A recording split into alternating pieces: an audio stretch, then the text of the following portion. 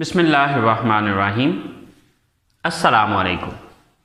So guys, welcome to my YouTube channel Knowledge for Students. So guys, आज हम English की दूसरी class के साथ हाजिर हैं. पिछली क्लास के अंदर हमने कुछ अल्फाज पढ़े थे. आज हम उन अल्फाज को जुमलों की सूरत में इस्तेमाल करना सीखेंगे. देखिए, जब भी हम बात करते हैं तो हम वो बात जुमलों की सूरत में कर रहे होते हैं. बेसिकली जुमला या सेंटेंस क्या होता है? सेंटेंस असल में मुख्तलिफ अल्फाज को हम जो एक सही तरतीब में लिखते हैं या बोलते हैं उसको जुमला कहा जाता है. सो गाइस, आज हम सीखेंगे कि इन अल्फाज को जुमलों की सूरत में कैसे लिखा जाता है. तो चलें गाइस, स्टार्ट करते हैं. How to make a sentence, कि एक सेंटेंस हम किस तरह से बनाते हैं. So for making a sentence what we need, हमें सेंटेंस बनाने के लिए क्या चाहिए, किस चीज की हमें जरूरत होती है. So let's see. So guys, first of all we need a subject. सबसे पहले हमें एक जुमला बनाने के लिए क्या चाहिए? सब्जेक्ट चाहिए. The second thing verb. दूसरी चीज जो हमें चाहिए इसमें वो चाहिए verb. And the third thing would be object. जो तीसरी चीज हमें इसमें चाहिए वो है हमारा ऑब्जेक्ट. अब बात यह है कि हमें ये चीज समझने की जरूरत है कि ये सब्जेक्ट क्या है, वर्ब क्या है एंड ऑब्जेक्ट क्या है. ओके, बेसिकली ये हमारे जुमले की तरतीब है कि जो हमने अल्फाज को अरेंज करना है, जो अल्फाज को हमें एक तरतीब में लिखना है वो हम इस तरतीब में लिखेंगे. सबसे पहले हम सब्जेक्ट लिखेंगे, उसके बाद वर्ब लिखेंगे और उसके बाद ऑब्जेक्ट लिखेंगे. बट सबसे पहले ये समझ लेते हैं कि ये सब्जेक्ट क्या है, वर्ब क्या है एंड ऑब्जेक्ट क्या है. So let's talk about that. तो सबसे पहले हम ये समझते हैं कि सब्जेक्ट क्या चीज है. So guys, subject is a word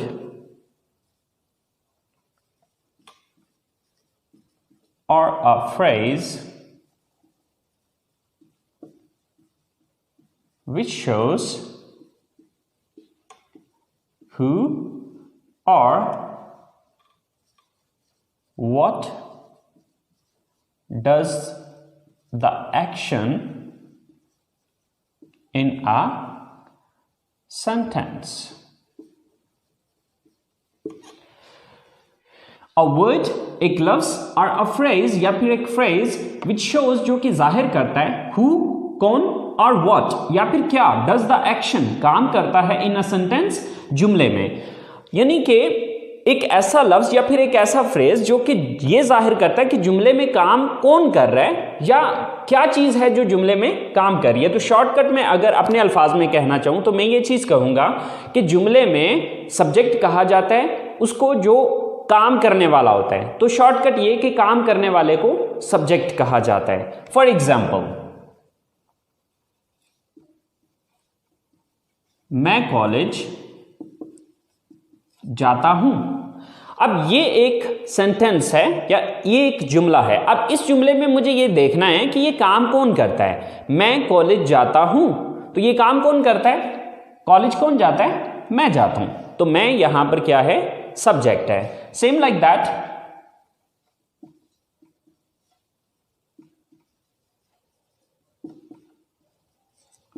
हम क्रिकेट खेलते हैं.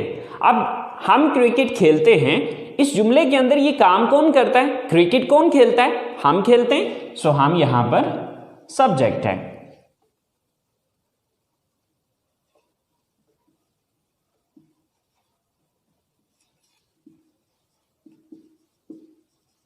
गाय घास खाती है. अब ये काम कौन करता है? यहां पर इस जुमले को अगर हम देखें तो ये काम गाय करती है. घास कौन खाती है? गाय खाती है. सो गाय यहां पर सब्जेक्ट है. तो सिंपल ये कि जुमले के अंदर काम करने वाले को सब्जेक्ट कहा जाता है. सो गाइस, चले हम चलते हैं अपने सेकंड पॉइंट की तरफ. सो हमारा सेकंड पॉइंट है verb. So what is a verb? Verb होता क्या है? तो चले देखते हैं. A word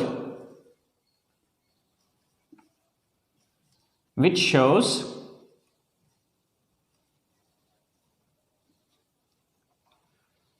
the action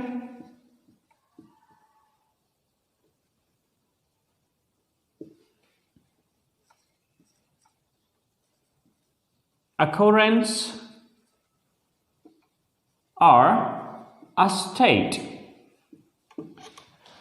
A word एक लफ्ज which shows जो कि जाहिर करता है the action किसी एक्शन को, occurrence किसी वाक्य को और a state या फिर किसी हालत को.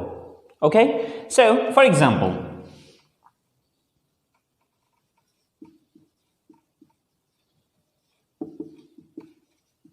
मैं कॉलेज जाता हूं. सो यहां पर काम करने वाला कौन है? मैं हूं. तो मैं हो गया सब्जेक्ट. लेकिन अब देखना यह है कि मैं करता क्या हूं. सो जाता हूं, ये यहां पर हमारा वर्ब है. सेम लाइक दैट,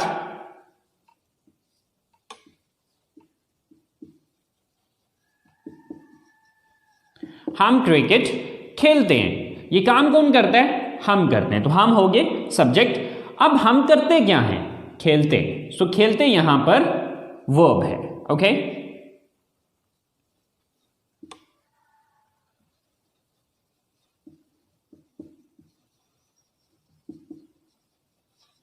आप इंग्लिश सीखते हैं. ये काम कौन करता है? आप करते हैं. तो आप हो गए सब्जेक्ट. लेकिन आप करते क्या हैं? सीखते हैं. तो सीखना वर्ब है. ओके, अगर मैं शॉर्टकट अपने अल्फाज में इस चीज को बयान करूं तो वर्ब कहा जाता है जुमले के अंदर जो भी काम हो रहा होता है. यानी कि सिंपली पहले नंबर पे आपने ये देखना है कि काम करने वाला कौन है. कौन है जो एक्शन को सर अंजाम दे रहा है या काम को सर अंजाम दे रहा है. फिर दूसरे नंबर पे काम कर क्या रहा है. ठीक है, तो वर्ब हो गया कोई भी काम. तो सेकंड नंबर पे जो आपने चीज लिखनी होती है वो है वर्ब. सो हमारी तीसरी चीज है ऑब्जेक्ट. सो ऑब्जेक्ट क्या है? A word or a phrase which is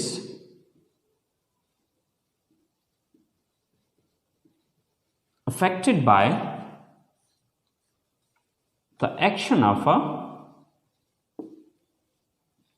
verb. A word एक लफ्ज और अ फ्रेज या फिर एक phrase which is affected by the action of a verb, जिस पर किसी वर्ब का या किसी काम का असर हुआ होता है. तो यानी कि शॉर्टकट अगर मैं अपने अल्फाज में समझाऊं तो जिस चीज पर काम वाकया हो रहा होता है उस चीज को ऑब्जेक्ट कहा जाता है. मिसाल के तौर पे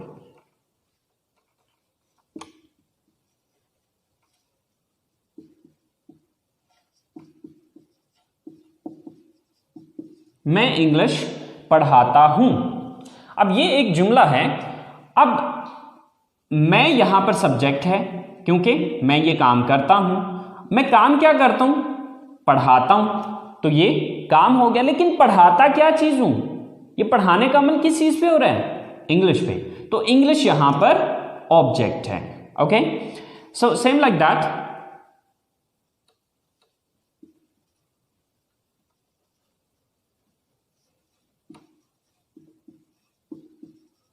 गाय घास खाती है. सो ये काम कौन करता है? गाय करती है. सो गाय सब्जेक्ट है. काम क्या करती है? खाती है. सो ये वर्ब है. लेकिन खाती क्या चीज है? ये खाने का अमल किस चीज पे हो रहा है? घास पे हो रहा है. तो घास जो है ये ऑब्जेक्ट है. ओके, सो आपने ये चीज याद रखनी है कि हमारा जो ऑब्जेक्ट है वो क्या चीज है? जिस चीज पर काम वाक़या हो रहा है. ओके, अगर मैं सादा अल्फाज में इस स्ट्रक्चर को समझाना चाहूं तो सिंपल मैं ये कहूंगा कि सब्जेक्ट काम करने वाला, वर्ब काम, एन ऑब्जेक्ट